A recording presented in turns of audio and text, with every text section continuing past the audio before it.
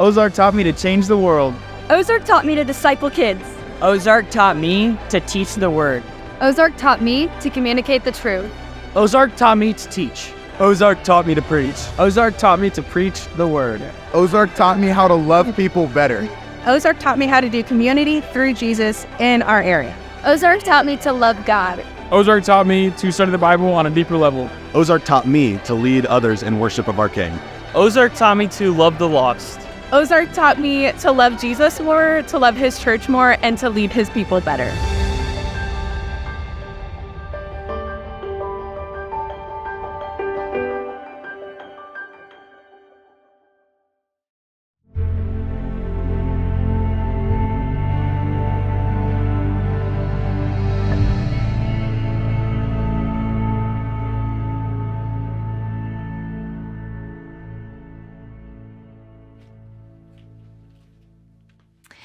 Have you ever been tasked with something? Maybe it was at work, or maybe church, or perhaps even at home.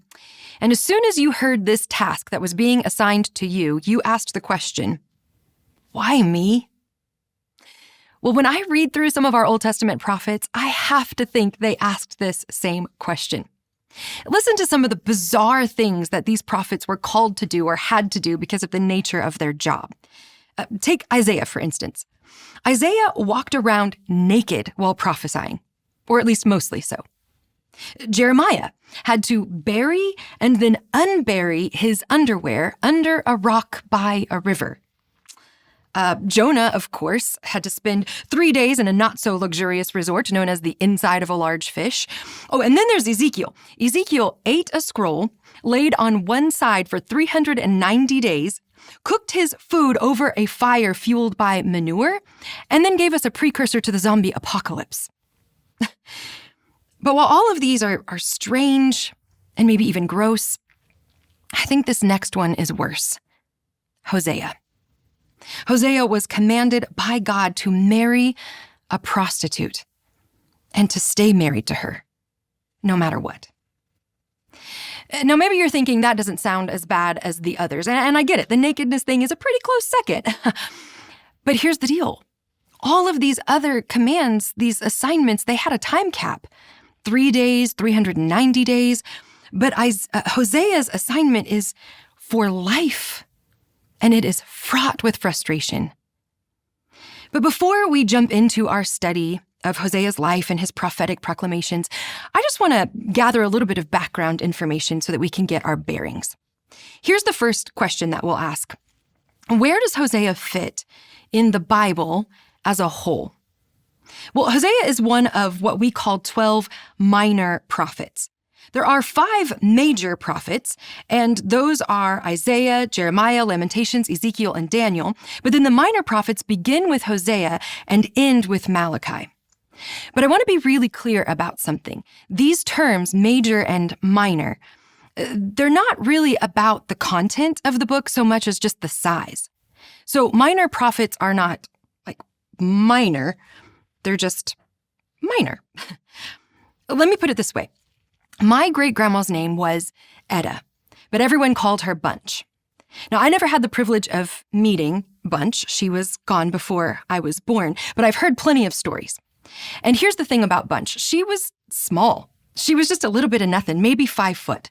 She was pretty unassuming, quiet, just observed a lot. But Bunch was also the mother of 8 children, 5 of which were strapping farm boys. And so you might think because of their size that they got the jump on their mom, but that's not how they tell it. My great-grandma was no pushover. So they did try to worm their way around their dad sometimes, but nobody crossed Bunch. She was small, but she was mighty. Or think of it in terms of caffeine content. You might order a large coffee in the morning, and over the course of an hour, you slowly take in your lifeline, but systematically, over time. Or you could just order a shot of espresso, and you get that jolt all at once to give you the gusto you need to head into your day. That's Hosea, an espresso shot. Small but mighty. Minor prophet, major message. Okay, so next question. Where does Hosea fit in time? Or in other words, are the prophets given to us in chronological order? Well, the answer to that question is no. In our scriptures, Hosea comes after Daniel, but actually it's likely that Hosea would have been written and collected maybe long before Daniel was even born. So let's do this. Let's give ourselves a little bit of a timeline, okay? We know that our first kings were Saul, David, and Solomon. But then, after Solomon's death, believed to be about 931 BC, there was a split in the kingdom. And Rehoboam, Solomon's, his rightful heir, his son, he took over what was called the southern kingdom, the kingdom of Judah. And this is where the tribes of Judah and Benjamin were. But the northern kingdom, which consisted of the other 10 tribes, this became known as Israel, and it was ruled by another king, Jeroboam. Well, over the next several hundred years, the two kingdoms combined had about 39 kings, and very few of those kings were good kings. And even then, the good kings only ruled in Judah, not Israel. In fact, in the NIV Cultural Background Bible, it says it this way: as one short-term terrible king followed another, all that reigned with consistency was chaos itself. Well, I'll give you 3 guesses where Hosea lived and ministered, but I bet you only need one: Israel. And when we look at the very first verse of Hosea, we actually get a little bit of a timeline on Hosea's ministry. It says this: the word of the Lord came to Hosea, son of Beeri, during the reigns of Uzziah, Jotham, Ahaz, and Hezekiah, kings of Judah, and during the reign of Jeroboam, son of Jehoash, king of Israel. So in looking back at the accounts of the kings, we can see that Hosea's prophetic work in Israel took place between the events of 2 Kings chapters 14 and 20. And when we look at the reigns of these kings, Jeroboam reigned from 786 to 745 BC, and Hezekiah reigned from 725 to 686. Our best guess is that Hosea's ministry likely lasted upwards of 40 to 45 years. And we kind of know this due to what becomes of Israel. See, this text also reveals that Hosea was the final prophet in the northern kingdom. Before him, Elijah, Elisha, Amos, and Jonah were all prophets in Israel, but Hosea will be the final word. They will actually be destroyed before another prophet comes on scene.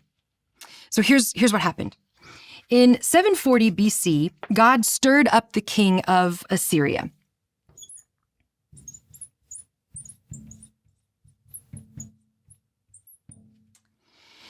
And he went and captured the tribes that were all east of the Jordan River. This would have been the tribes of Reuben, Gad, and the half-tribe of Manasseh. We see this in 1 Chronicles chapter 5. Then over the next couple of decades, Assyria conquered the rest of the northern kingdom and captured the capital of Israel, which was Samaria, and they did that in 722 BC.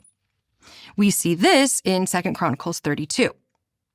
Well, and another 20 years go by, and in 701, Assyria tried to take over Judah as well, but the Lord would not allow Jerusalem to be taken at that time. It wasn't until way over here in 586 BC that we finally see Judah captured, but not by Assyria, by Babylon.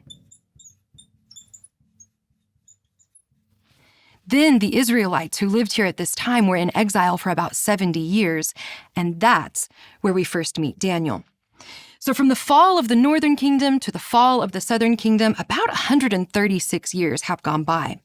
And here's a helpful synopsis of what happened during these accounts, and this is found in 2 Kings chapter 17, verses 13 through 20. It says, "The Lord warned Israel and Judah through all his prophets and seers. Turn from your evil ways, observe my commands and decrees in accordance with the entire law that I commanded your ancestors to obey, and that I delivered to you through my servants, the prophets. But they would not listen, and they were as stiff-necked as their ancestors who did not trust in the Lord their God. They rejected his decrees and the covenant he had made with their ancestors and the statutes he had warned them to keep. They followed worthless idols and themselves became worthless. They imitated the nations around them, even though the Lord had ordered them, do not do as they do. They forsook all the commands of the Lord their God, and they made for themselves 2 idols, cast in the shape of calves, and an Asherah pole. They bowed down to all the starry hosts. They worshipped Baal. They sacrificed their sons and daughters in the fire. They practiced divination and sought omens, and they sold themselves to do evil in the eyes of the Lord, arousing his anger. So the Lord was very angry with Israel and removed them from his presence. Only the tribe of Judah was left. But even Judah did not keep the commands of the Lord their God. They followed the practices Israel had introduced. Therefore the Lord rejected all the people of Israel. He afflicted them and gave them into the hands of plunderers until he thrust him from his presence. Well, we'll flesh out more of these historical details later in our study. And I know that this is all kind of difficult to grapple with, but it's the truth nonetheless. And you know what is said about history, right? We can either learn from it or be doomed to repeat it. And so this is where Hosea fits in the Bible and in time. But here's another question. How does Hosea fit in God's overall plan and vision? Well, a prophet, by definition, is the one who was chosen to proclaim the will of God. A prophet was God's mouthpiece, God's voice. The prophets were how the people heard the very word of Yahweh. Back in 2007, the artist Prince was gearing up to give an electrifying musical performance at a Super Bowl halftime show. But this performance was about to be more electrifying than anyone had counted on. See, it was a torrential downpour at the game that day, and Prince's team had tried to convince him to use a recording and just lip sync his performance, but he wouldn't do it. He said it needed to be authentic, it needed to be genuine, and so he was going to hold a live microphone in his hand. But here's the problem. As the crew was rolling all of the stage and set pieces into place, one of the wheels on the stage, it actually severed the cable that was running power to Prince's microphone. And so with seconds to spare before the lights would power on and the music would begin to blare, one brave or maybe crazy soul pulled out his pliers, stripped back the protective insulation on those wires, stuck them raw into the plug that was still connected to power, and he held it there for the entire 12.5-minute show. Add this to the list of crazy, insane things prophets do that I want no part of. Thank you very much. But see this. Prince's words, made available to the entire world, all because of an unknown man named Tony. That's Hosea. That's the role of a prophet. So these prophets, like Hosea, they were the carriers of God's voice. But there is another one of our senses that is often attributed to the prophet's ministry, and that's sight. They were oftentimes called seers. You heard this in the passage from 2 Kings that I just read earlier. They were often called seers because they would see the problems around them and they would speak into them, and they would see the vision of God and they would proclaim it. So as I was contemplating what to call this study, my husband cleverly suggested that I simply change the word seer to looker, and I call our study The Looker and the Hooker. I declined. But it's still important to understand the role of a prophet and what the prophecy is really all about. See, there's a couple of distinctions between some of the prophecy that we read. Most often when we think of prophecy, we think of a foretelling of the future, something that's coming way down the line. But sometimes prophecy is actually more of a forthtelling.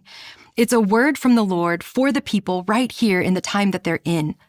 And sometimes it's a little bit of both. And it seems that that's the case with Hosea.